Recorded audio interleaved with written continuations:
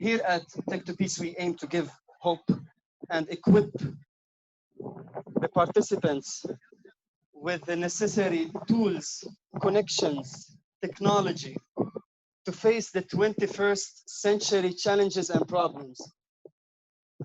And here at Tech2Peace, we believe in dialogue as a way to change to the better. We don't wait for international communities to come give us a solution. We believe that we will only arrive to a better place if we only dialogue, talk with each other, understand each other more, and empathize with each other. Of course, another thing we really hope to gain when we have these seminars is to create all kinds of social interactions between participants, of course, but also potential professional interactions in the future when we're, everything surrounds technology and learning together. And we see the innovative minds of all of the participants in the seminars, and we really hope to also achieve that kind of cooperation in the future. Another thing that's really important for me to say here is we're streaming this live, so please don't take any pictures of the people sitting over here. Some people do have a problem with being on social media, so that's very important. You can take pictures of us or people that are in the panels here, but that's it. We're going to have very short speeches by our beloved friends. But before that, I just want to thank people who helped Tech2Peace happen. Konrad Adenauer Stiftung, thank you. Beit of Hope and Olive Stone Trust.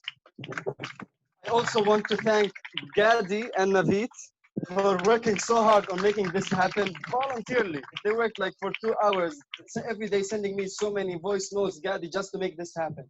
Not just me, all the alumni, they all know. Where's Gadi? I don't see him. Yeah. So, you want to invite someone? Yes, so first of all, I'd like to call up Uri, Abir, and Tomer to come say a few words. The founders of Tech2Peace.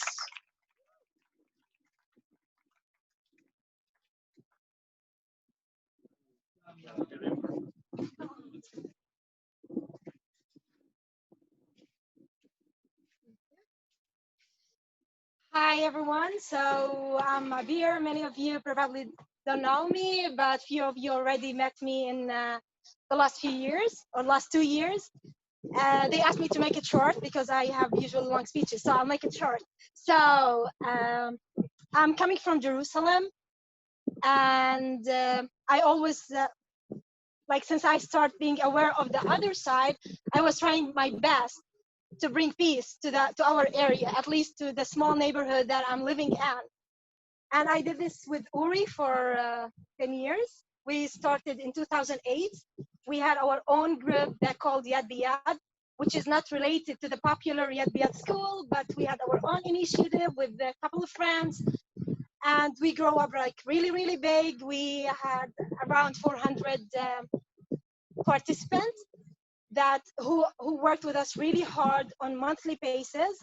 We stick together in hard times during the wars with Gaza. Many times we had rough times, but we faced it together and we managed it. We managed it really well. And then we reached a time we decided to go bigger, go to the extreme people. And that's where I will give it to Uri, who will explain a little bit for you. Yeah, thank you, Abir. And so Yad B'Yad was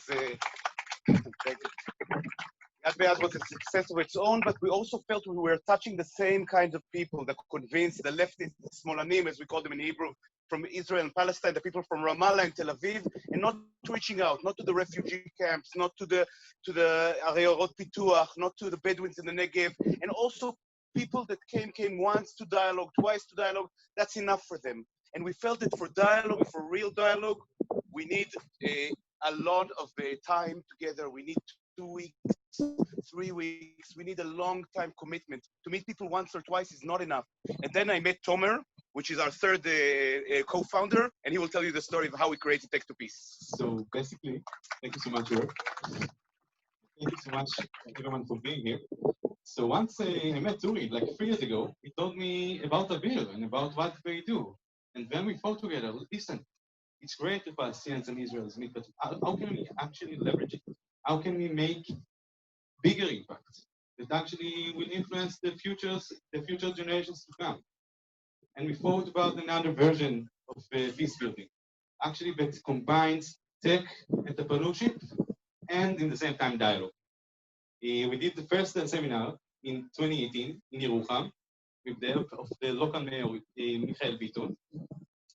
And afterwards, we were surprised because we saw that this very weird combination between high-tech in 2-week-long seminar and dialogue actually works. Because people, the participants really were very happy about it, and they said that it works great.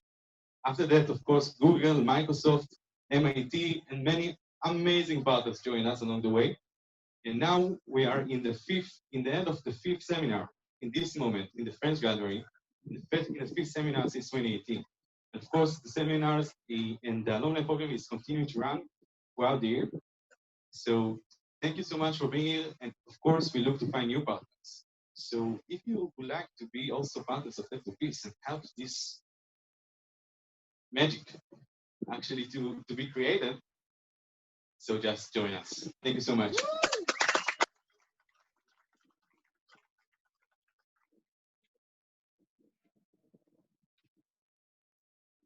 Okay, so now I'd like to invite a few of our special guests to come say a few words as well. Starting with the Deputy of the Swiss Ambassador, Anne-Lise Cattin. Could you come please say a few words?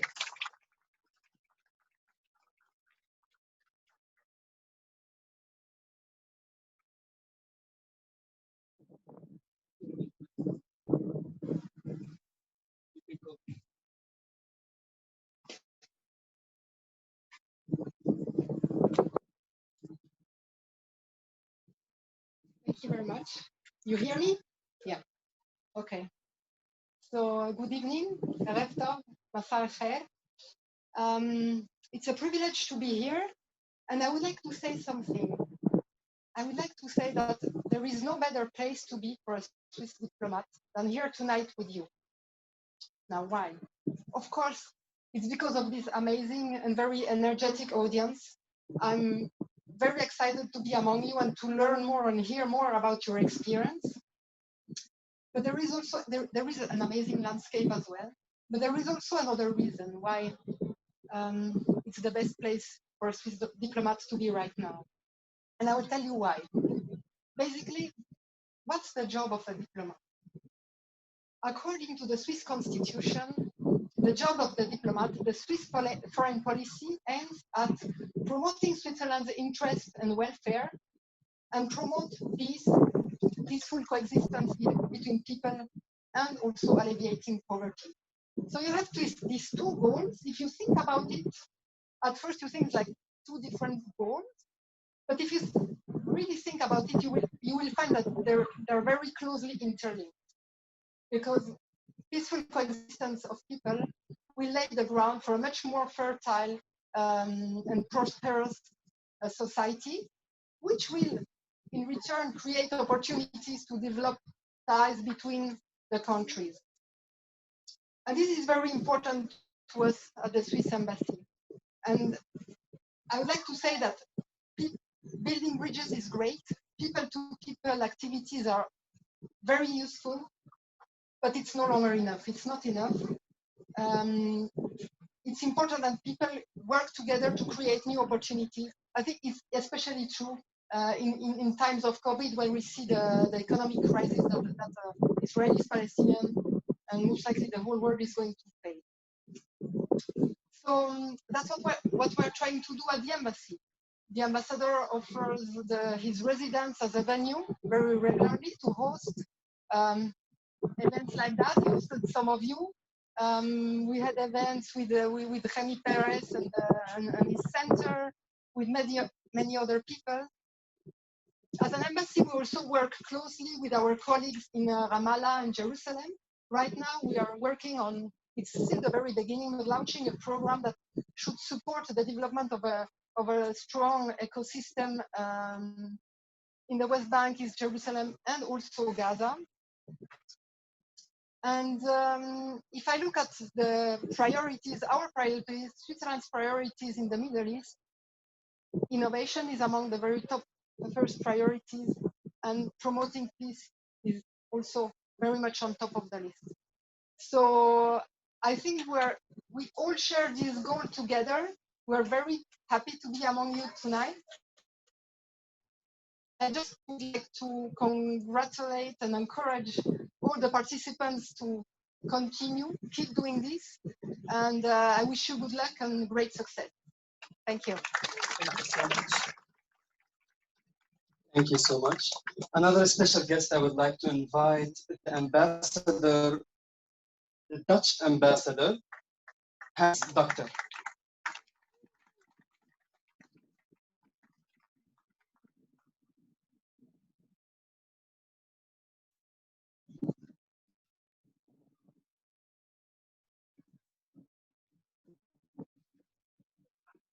Okay, thanks. Yeah, no, it's good to see you all. And even though we have to be divided in our separate spaces, I hope we have time to interact and get to know each other better. Dutch government, we think that peace and reconciliation and communities can only be brought together by doing things together. And when you work together, when you create together, when you have a business together, that is the way where you build a sustainable peace and sustainable relationships. And through our programs here in Israel and on the Palestinian side, we try to promote this. And I got involved for the first time with Tech2Peace just before Corona, when we had a trade mission led by our Minister of Trade, who came to Israel and the Palestinian territories. And we had a wonderful connection during what we call the reconciliation dinner with all of our partners that we work with. And then you realize how many people on both sides are looking to connect and are looking to build solutions that will allow peaceful coexistence and dignity on both sides. And that is really heartening to see, because sometimes we forget when we hear all the rhetoric for politicians and that peace is far off and that reconciliation is far off and coexistence is far off. But it's at events like that and events like this today, you see that a lot of people are working very hard to stitch the world together to make it a better place. And as a Dutch government, we really want to be part of that. And we want to partner with you to do that, because it's hard work, it's not easy, and we want to be with you all the way while you do that. So thank you very much for having me. Looking forward to meeting you all later. Bye.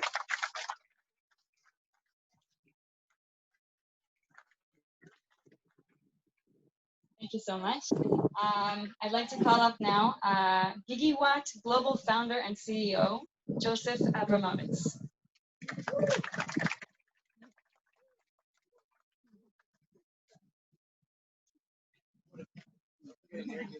Hey, shukran, thank you. I'm not exactly sure why we're up here, but our Tech2Peace is solar energy to peace.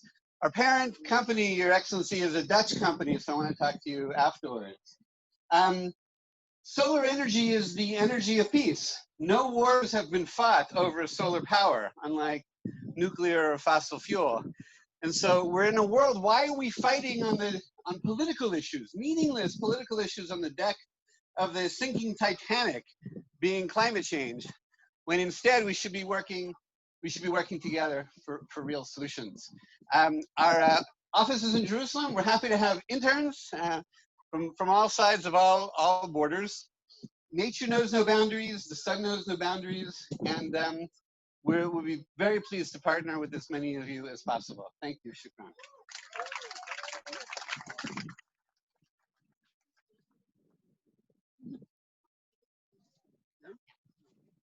Thank you so much. Quick announcement. The applications of 50/50 startups are opening on the 15th of September till the 15th of November.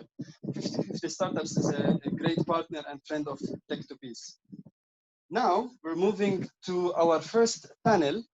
I would like to invite a great friend, Eyal Waldman, founder of Mellanox, and Reem Younis, founder of Alpha Omega, and Irwin, Google for Startups, our dearest friend. Ahlan wa sahlan. Yeah, you can have a chair, please.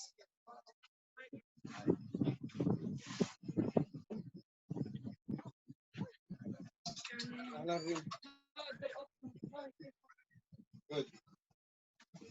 Thank you for coming to join us. Thank you.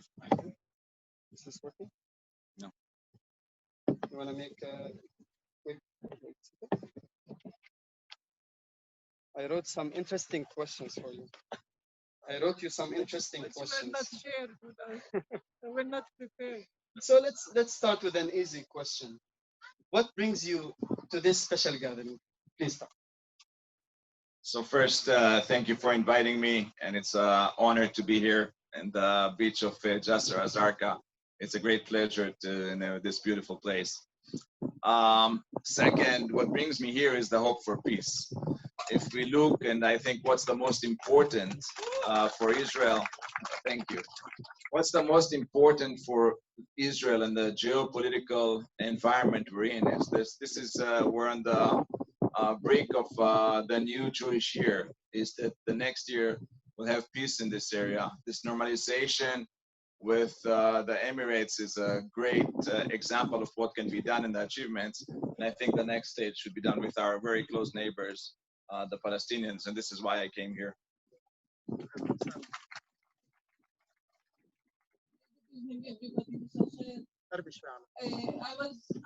I'm here because I was invited. So thank you for the invitation. And the real issue why I do come to these gatherings, and I'm not desperate, which I think most of, like, we can see desperate people here also, but I think we don't have the luxury to be desperate, and we need to do whatever we can to make this happen, to bring peace. And I do believe that peace will come from the young generation. Like we need to have new leaders, new terms of values, new terms of leaders that are courageous and can take big steps and bring us peace. So I do believe that peace would come through economic empowerment, and this is why I love Tech2Peace, because it combines between two, leadership and economic empowerment. Good evening, everyone. I think I'm here for the sunset, the food for sure, and all those wonderful friends of Tech2Peace. Been working with this team since 2019, coming from Google, and I think, so for background, I'm originally from France, but I lived like 20 years in New York and moved to Israel last year.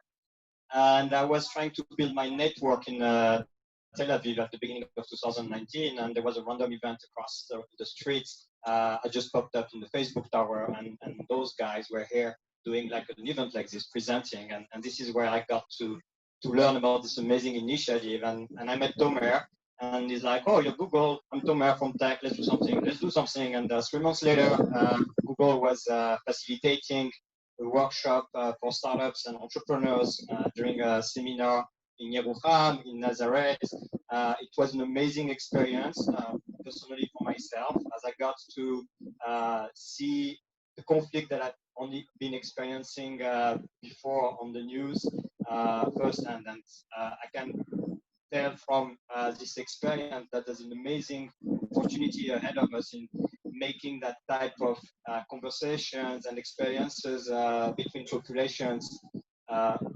more frequent at global scale, and there's an opportunity to have a big impact on the world. So I'm very grateful for this opportunity that Tomer and his team gave me, and we're engaging this year again, and I hope we're going to be engaging a lot in the coming years and scaling that program.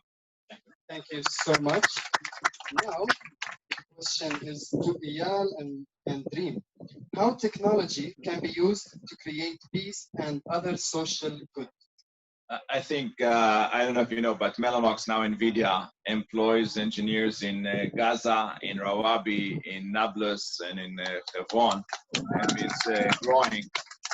I think that what happens when we start engaging, there's a positive friction. What I see between the two people, there's a lot of frightened people. There's a lot of scary people on both sides. Both the Israelis and the Palestinians are afraid, are frightened from each other. And what happens is they're seeing how Israelis behave in the West Bank as soldiers, and we're seeing how some of the Palestinians are extreme. And this frightening scenarios, or the people are so much afraid that they're not even engaging, not even talking. What happens when you start working together, there's a very positive friction between the two people. You talk about kids, you talk about soccer, you talk about sports, and people start to understand, hey, you know, we're really the same. We have the same jokes, we laugh on the same things, and we enjoy the same things. So I think what happens, technology, economics, and when you have the same target in front of you and you're aligned, makes people come closer together, make them understand better each other, and it's a better chance to get the two people together, and then eventually, if influence our leaders, to make the peace between the two people. Thank you. I can't say anything more, you know, after what you said. I mean, like for us in Alpha Omega, I have a confession. Maybe Eyal does not know, but we always talk about Eyal, and we want to do whatever Eyal did with Palestine. So we're trying to employ employees from Palestine, and finally we succeeded to bring our first entrepreneur intern to our offices in Nazareth. And pretty much it's what Eyal said, like when you have a challenge together that you have to solve it, when you have a mission and everybody is working towards this mission, so it does not matter what are your political beliefs or what are your religious beliefs. I mean, everyone needs to reach the target, and it's a teamwork. So reaching the target together brings the wall lower, and people get to see the human being in front of them and not the enemy or I don't know what. So I do believe that peace would come through technology and through economic empowerment of the Palestinian community. Irwin, I have a question for you. I have a startup too, and I need people that I trust, people that have shared values like me, people from my region, you know, people that I can trust and be able to manage. So why diversity is very important in a team of a startup or within you know the employees also of the company?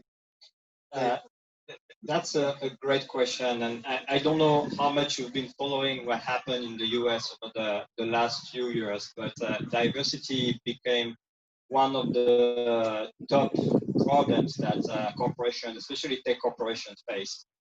When it started with the elections, and you could see the echo chambers created by the big techs and the people participating, and those problems kind of exploded in the face of our leadership at that time. And then we had other issues, like most recently movements about racial equalities, Black Lives Matter. You're familiar with what happened recently in the US. And all those problems, they all stem from the same issue, is that people are divided.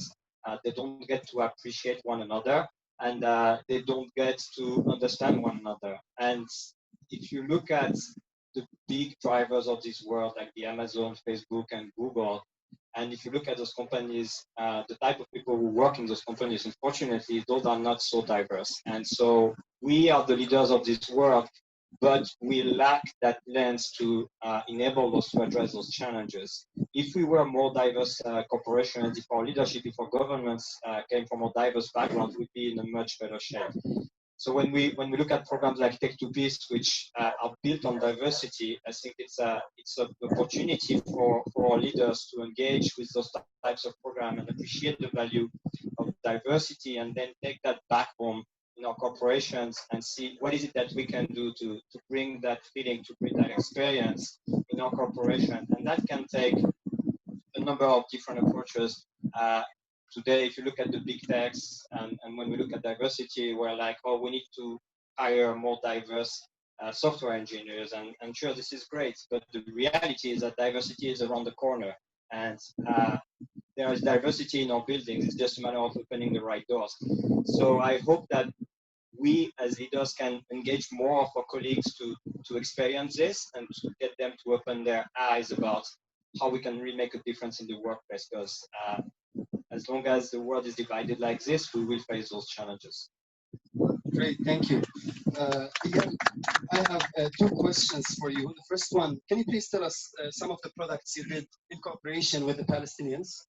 Actually, if you think what Mellanox does, we do the best interconnects for the world. So if you look around the world, the largest supercomputers, the smartest supercomputers are connected by Mellanox. If you go farther, Facebook, Microsoft, Apple, Alibaba, Baidu, Tencent, ByteDance, TikTok, Netflix, Twitter, all those companies are connected with Mellanox in the data centers. So this has all been designed by Palestinians, Israelis, people from Europe, Denmark, Russia, Ukraine, from the US, China. Those products are designed around the world, and definitely the Palestinian team has a big part in creating all of those interconnect around the world. Yeah, so it's a lot with, to do with what you want to do. Wow.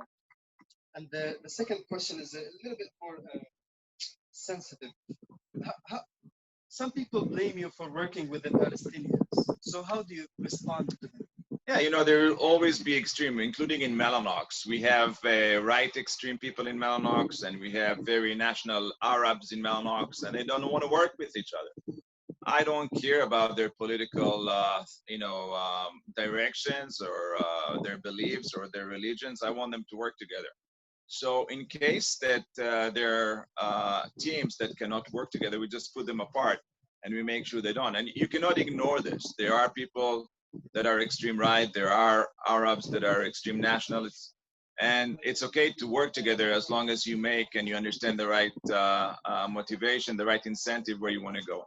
So we cannot ignore this, and we're not ignoring this. And people said, if you're employing people from Gaza, we're going to leave Mellanox. They did not leave Mellanox, and they're now working together. It's not as easy as it sounds, because it took us, I think, multiple years to get the inertia to really have the Palestinians work smoothly with the Israelis. By the way, on both sides, we also had from the Palestinian side, they thought we're using them as propaganda, which we were never doing. So you need to walk between the different, I guess, directions where people want to take the conversation. Understand that your focus is to build a company, to build the right team, to make a change in the geopolitical environment, to get people closer together. And it won't take one generation, probably take 2 generations until there's really everything is open. And I believe there's still going to be extremes on both sides for at least 1.5 generations. But we, as the mainstream guys, need to take the leadership and be heard more rather than leave the stage for all of the extreme sides that are talking much more louder than we are. So you need to face reality, understand the problems, and then you need to solve the problems, and those can be solved.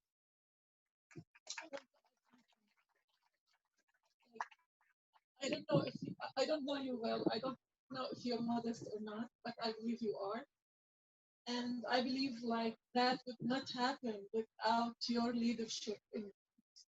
If you did not push that to happen, this would not happen. So it takes really a great leader to do what you did. So really. Thanks, Reem. I have a question for you. Beit. Yeah, of course. So Reem, you are a woman, and you are an Arab. So what pushed you to be a founder of a great company like Alpha Omega? What pushed you in high-tech and entrepreneurship?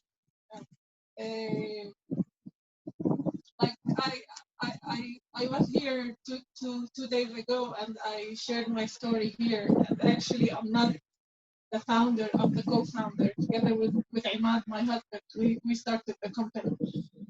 But I mean, the real issue, I believe, it was because when our daughter Dima was born, we knew that we did not want her to face the same issues that we faced, but when we started looking for a job. So I believe, like, when, like, this was the crucial point that we decided we want to have better future for our kids, and this was the start. This is basically why we started Alpha.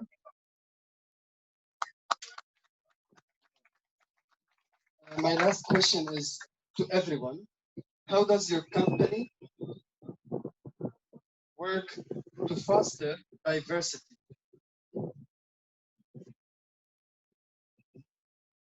All right, I can take that one. So we support various programs and starting very early on, like we realized that there is a lack of diversity in general in the workplace.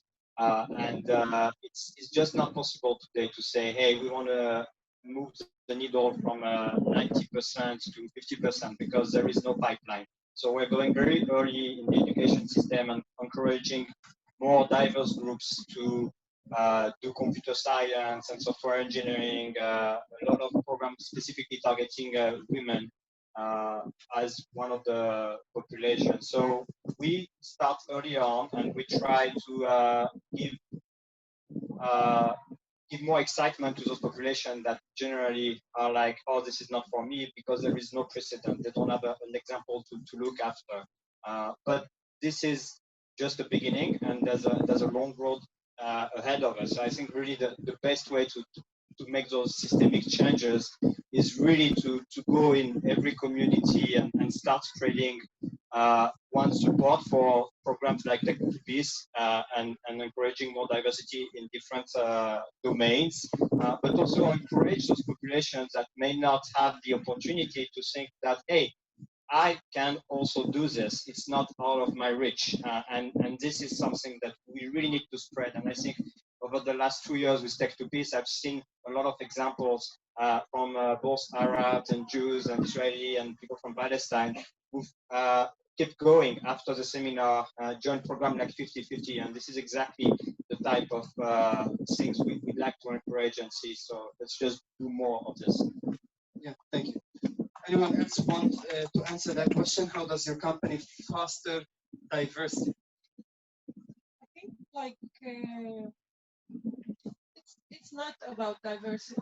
It is about diversity, but I mean it's not only about employing Jewish and Arab. It's more about more women, more people who are disabled, or opening it to all kinds of people. And we are lucky in Alpha Omega because the diversity also goes between the level of the education of people. So we have people who just graduated from high school and work in the production, comparing to people who have PhDs. So the diversity is also in the education. I would say like it's easier to employ a person who looks like you and laughs on the same jokes and behaves the same like you. But if you pick to go through the narrow door, this is what it says in the Bible, like don't go from the wide door, go from the narrow door, which is much more difficult.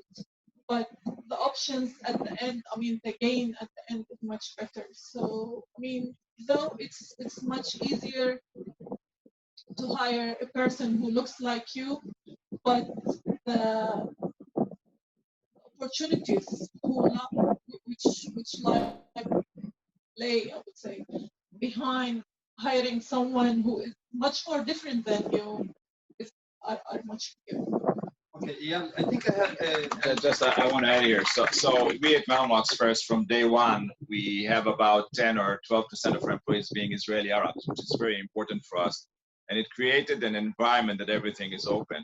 Then we also brought in very Orthodox religious women to work with us. And then we went Druze and Cherkess and we understood that the Druze women, the religious Druze women, cannot get out of their village. And we wanted to build and to support the Druze. So we actually started a small center in Dalat El Carmel to enable. So, and we celebrate all of the holidays. So we celebrate Eid al-Fitr, we celebrate Christmas, we celebrate the Jewish New Year. It's important to give the right atmosphere. Everything is kosher at Mellanox. And sometimes in Passover, when we say you can't bring bread, all of the Arabs, all of the Christians, Muslims, and everybody respect that. So you need to create an environment first where everybody feels comfortable, all religions feel comfortable, and everybody is welcome, and you can celebrate each other's holidays and respect each other. And you need to strive, you need to engage, go for engagement to make those go out of your way sometimes to make sure that people can work and come and be very welcome for everybody. Great, great. I finished my questions. I only have my last question for you. You did an exit, $7 billion to NVIDIA. Mabruk, mashallah. You must have now a lot of money. So what do you want to do next? So first, thank you. I'm still engaged with NVIDIA, and I want to help this integration. I want to make it successful. I'm doing multiple things, but I think the most important thing for us is that this new coming year will start creating peace in the Middle East, and I think it's easier than people think. So have a happy new Jewish year, and let's try to make peace with Tech2Peace. Thank you so much, everyone. Thank you, Irwin, Reem, and Eyal. Thank you. We're pleasure to have you as our friends of Tech2Peace. Thank you very much. Thank you. Right. Now we have another panel. And just before the panel, so there's actually, I don't know if all of you have heard about this, but throughout our seminars, our 2-week seminars, we have a very important workshop that's 2 days long with Irwin Boutboul, who was one of the panelists here. And throughout that workshop, our participants come up with ideas for startups, practice their pitches, and really compete to really develop their idea in this very intensive 2-day workshop. And I'd like to call up the 2 winners of the contest that we had to come and give us their pitch, Zafar and Yala.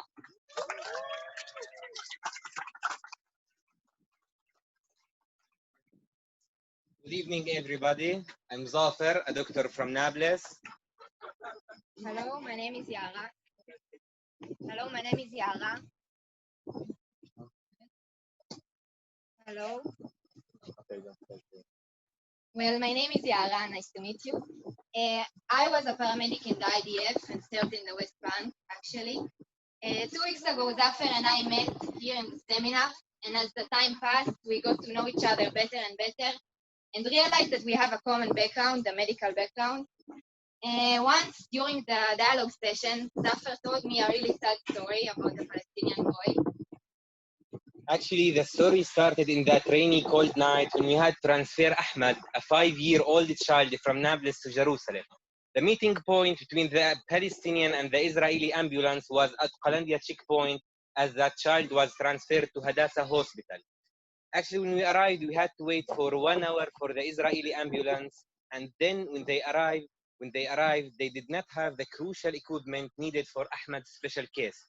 So in that extra time, unfortunately, Ahmed lost his life. Ahmed is one of 100,000 Palestinians who are yearly transferred from the West Bank and Gaza to Israel. And any of those can have the same ending. Unfortunately, these kind of cases are happening again and again due to lack of direct communication between the medical staffs, the Palestinian and the Israeli staff. And the reason that it happens is due to bureaucracy. We are not able to have a direct communication. The medical information has to go through a whole chain of middlemen that don't really know something about medicine. So about 2 days ago, there is some kind of cooperation between Tech2Peace and Google Startups, where Google Startups came here and they taught us how to develop our ideas and how to work on startups from scratch. So I worked with Yara and with our 3 lawyer partners, Lotem, Lama, and Arthur, to work on creating an app called Care and Transfer. This app creates direct communication between the Palestinian and the Israeli medical staff.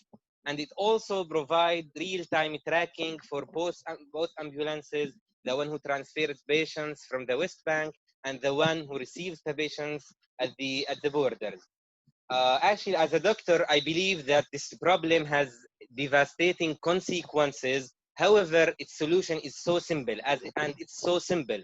But actually, the solution is out of reach due to the lack of communication and due to the lack of opportunity for Palestinians and Israeli to meet together and talk about these simple problems and trying to find the way to the solution. So we want to thank, first of all, Tech2Peace, and of course, all the wonderful friends who support us for this opportunity. We believe that this kind of encounters and initiatives that are created through this program are the ones that have the potential to change the reality in our region. Thank you, everybody. Thank you.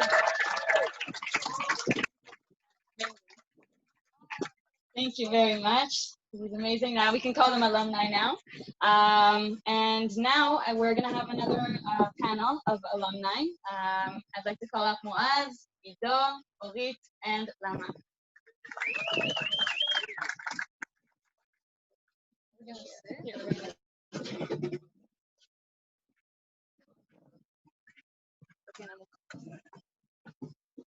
We're going to have one shorter one. Okay, so first, is there another microphone? Here. Yeah. Okay, so first I'd like you all to just introduce yourselves, maybe give us a sentence about who you are, where you're from, so we can get to know you. And this is really a panel, especially for those of you that haven't participated in a Tech2Peace seminar, to hear a little bit about the experiences that they've been having and different things they want to share. It works. Okay. Hi everyone. My name is Lama Yassin, and I come from Arabi town, which is in the northern part of Israel. Hello. My name is Ido. I'm 26 old. I'm a neuroscience student and chess master. Hi everyone, my name is Muad Abusnene. I'm 22 years old from Jerusalem, and now I work as a dialogue trainer with Tech2Peace. Hi everyone, my name is Reem. I'm 19 years old from Sheva. I just finished my national. Can I have a microphone? This one.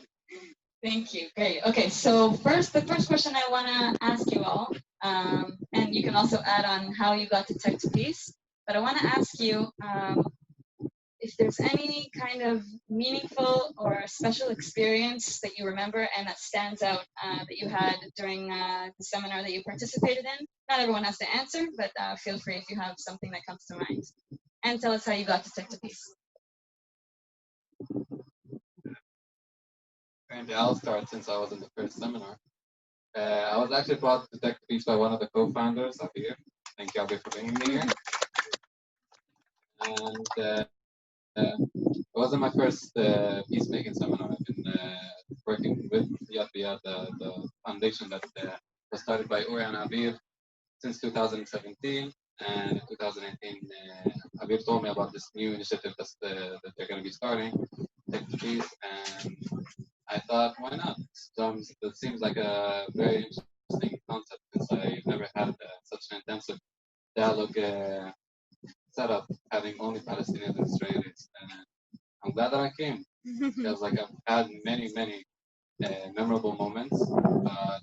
My most memorable was in one of the dialogue sessions. I was sitting, we were having discussion about a hard topic, and I represented a kind of a radical ideology. Like, I just put it on the table. It was not my personal, but I just put it out there. And I made one of the closest people that I was, one of the people that I was closest to in the seminar cry.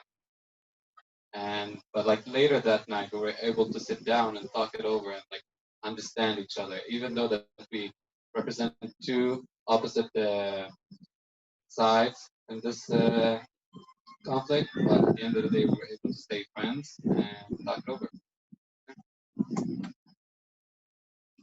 Actually, I have a really funny story about how I got into Tech2Peace. I had a really tough conversation or maybe argument, you decide, with my friends about the Palestinian and Israeli conflict, and I went really, really into it. And then I opened my Facebook account, and then I saw many ads about Tech2Peace, Tech2Peace, Tech2Peace, day by day by day. So actually, finally, I click up the button, and I read about it, and signed up. It's an amazing story. I think the best experience I've had here is the women community that I experienced during the seminar. We were 15 amazing, gorgeous women living together in Joha's guest house. And yes, deserve it. And it was amazing to see Arab, Jewish women sharing the same space, sharing thoughts, ideologies, political opinions, and also very private stories, and just the care and the love we show to one another would, for me, it's the whole experience. Like, I'm happy I came here because of that. So thank you, everyone.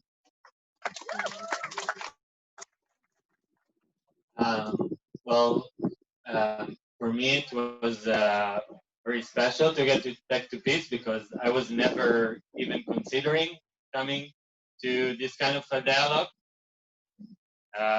But when I saw the same ad on Facebook, I thought, okay, technology is nice. I'm interested in politics. And it would be maybe interesting to come. And okay, the first reactions from my friends and family was like, oh, you're a kaze smolani, you're such a leftist and all of that. And yeah, okay, but I handled it and I got along with it. And after I came back, I was very much influenced from it. And I told them, like, those guys across the border are living the same life we live. They're not like devils or anything like that. Is there anyone else here that had any interesting or weird reactions from their family telling them that they came to the seminars? Everyone reacted well? Okay, great. That's good to hear. So you all came with all kinds of ideas or thoughts, like I'm assuming, about the conflict. And I want to ask, not everyone has to answer, but is there anything that surprised you after meeting people from the other side and having those dialogues and conversations? Okay, I can go. I can say that as an Israeli Palestinian, I felt that I had a special place or spot during this seminar. I remember we were playing this game of agreeing and disagreeing with certain sayings, and there was a sentence that went this way. Do you feel connected to both Israeli and Palestinian side? And everyone in the room is going to the I disagree, except for me and my friend there. He raised his hand. We went to completely agree. We feel like we connect and understand both sides. And to me, it gave me a special understanding of my position in this country and of my identity search, kind of. And it's something that I will keep going with.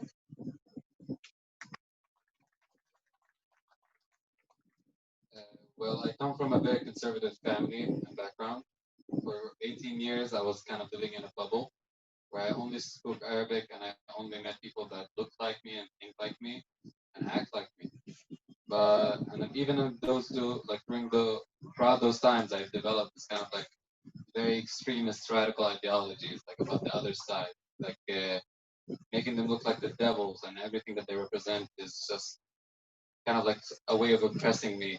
But it wasn't until I met people that don't look like me and don't think like me and represent different sides, not only the other sides, but like also international people, I started like changing the way the way I think. I started having more of an open mind, more of an accepting outlook at life.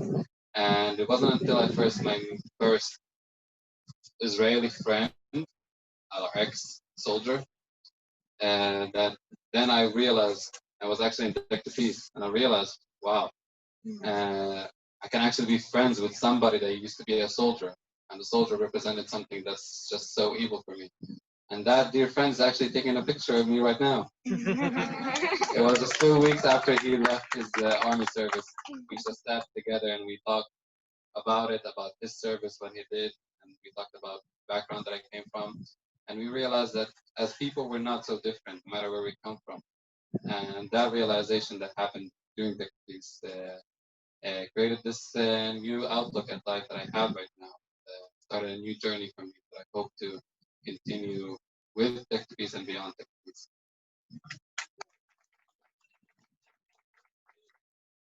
I feel I came from a really optimistic point of view, or maybe innocent point of view. And during the seminar, I understood that the situation is more complicated than what I thought in my mind, and it's not so easy to solve it. But in spite of it, today I can say, in spite of this fact, I still hope and believe in peace, and still believe in my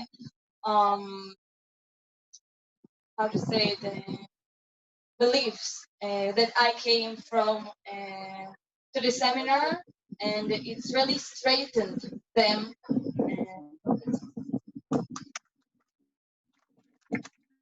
I'd like to also hear if you'd like to tell us about any specific challenges that you felt that you were facing throughout the seminars.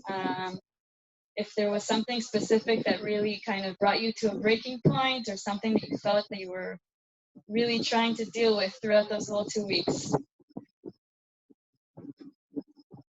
Well, I can start. I think it can also associate to what all the tech giants said beforehand. So in my seminar, I had a very close friend in the tech sessions that we were cooperating each day, sitting on the same table, working together on the code. And later on, we were going to the dialogue, and we had like complete opposite opinions, and we were shouting at each other, and with very difficult words. And it caused us, one morning, we're getting to the tech session, and she doesn't want to sit with me anymore.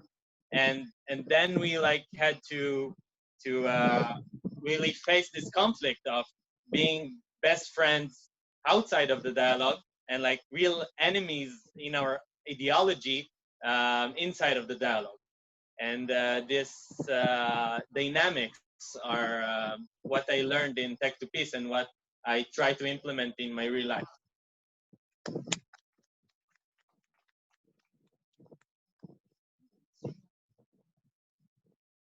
Okay, question, thank you. This is the last question, so if anyone wants to answer and hasn't spoken yet.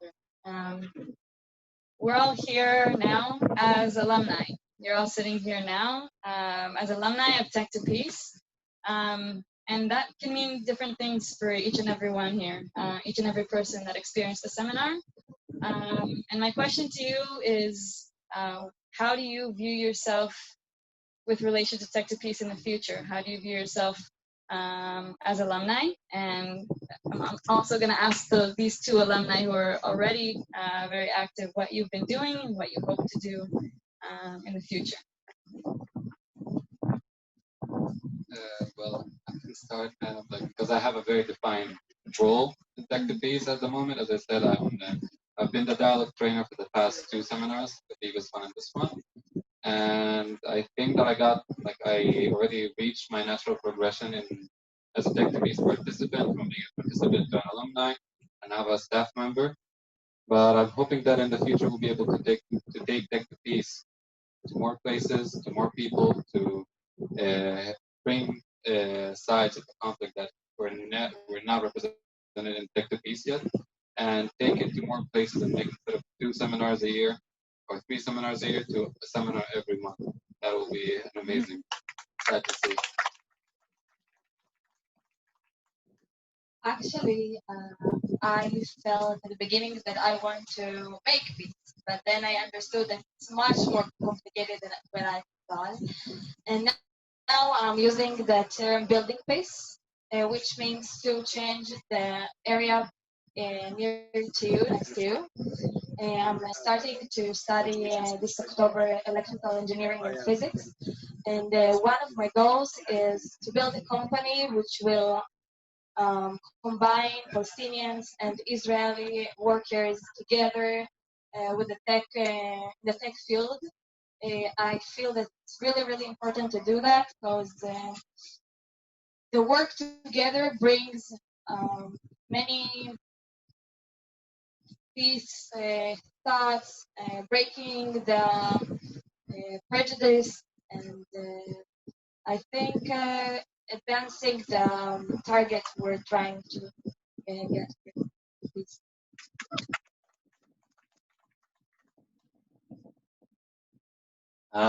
Well, I see my collaboration with Tech2Peace as an alumni as a very long-term goal. Like, I see my vision as an individual in my career. I'm going together with Tech2Peace. So I hope that everywhere I go, I will be able to do something which relates to peacemaking in my entrepreneurship career or whatever it will be. Whether I will be just a manager in a company and I will be able to make decisions. So it's not just about one seminar or the other. It's just about how it changed me as a person.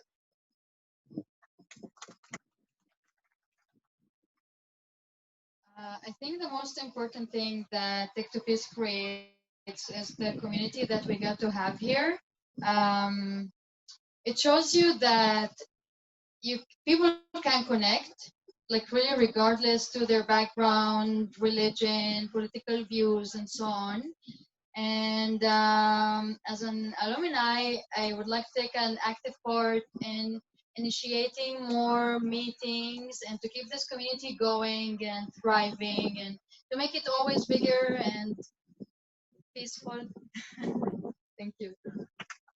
Thank you so much to the four of you for speaking, and it was really amazing listening to you speak. And you can go sit down now and watch the video, which we are going to show now. It's a 5-minute video showing a little bit about our different experiences in Tech2Peace, and they are going to play now.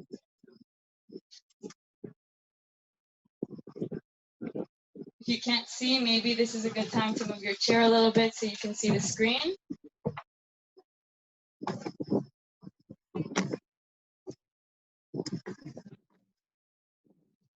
Can I keep holding it?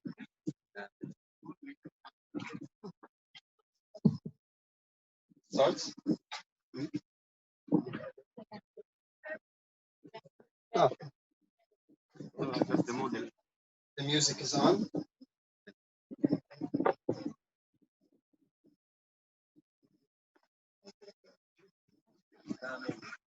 You know, if we put a projector with a screen, with this wind, we will fly. So that's why we use this TV. Yeah, thank you, Amir. You're doing a great job.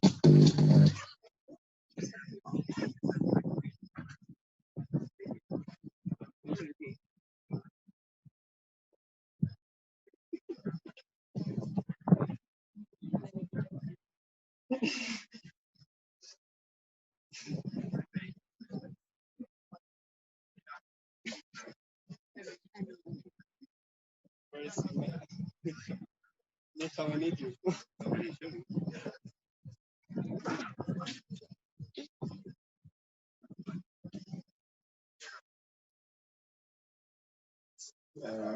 Probably more important.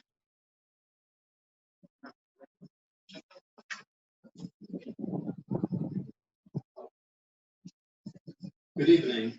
My name is Alexander Brakel. I'm from Israel, one of the sponsors of the Tech2Peace program. Unfortunately, I can't be with you tonight because I'm in Berlin on vacation, but at least I have the opportunity to send my greetings via video. I first want to congratulate all participants of the Tech2Peace program this year on finishing your program, graduating from it. I hope that you all got new, very useful computing skills. I call all of you because I haven't the slightest understanding of all this stuff, but I understand that it's very, very important. So it's good that we have experts like you who can take care of it. Second, I think it's what's probably even more important is that you had the opportunity to talk to each other, to get to know each other, to discuss even the very burning and sometimes hurting issues between you. We all understand that the current political framework is not very good for peacemaking between Israelis and Palestinians. So the least we can do is to engage in conversations, in people-to-people contact, and I applaud you that you took the courageous step to transgress the immense psychological boundary that's between the two people. And I hope that you all got an immense psychological boundary that's between your two people. And I hope that you all got a better understanding of the other side. And I hope that you could use both the computer skills that you acquired and the understanding, hopefully, new friendships for future cooperation. Ideally, we see a lot of Israeli Palestinians tech initiative mushrooming with firms, and maybe future world leader will emerge from this year's program. I equally want to thank our partners from Tech2Peace. I think Tech2Peace is doing an amazing job in bringing together Palestinian and Israeli communities and combining that not only with talking, but with a real asset and teaching you all computer skills. I think it's a highly creative approach, and we, the Konrad Foundation, is taking pride in being a partner with Tech2Peace from the very beginning, and I hope that it will not be the last graduation, and I equally hope that in the future I'll be able to be with you in person. That's it for now. Enjoy the evening, have a good celebration. Thank you very much for your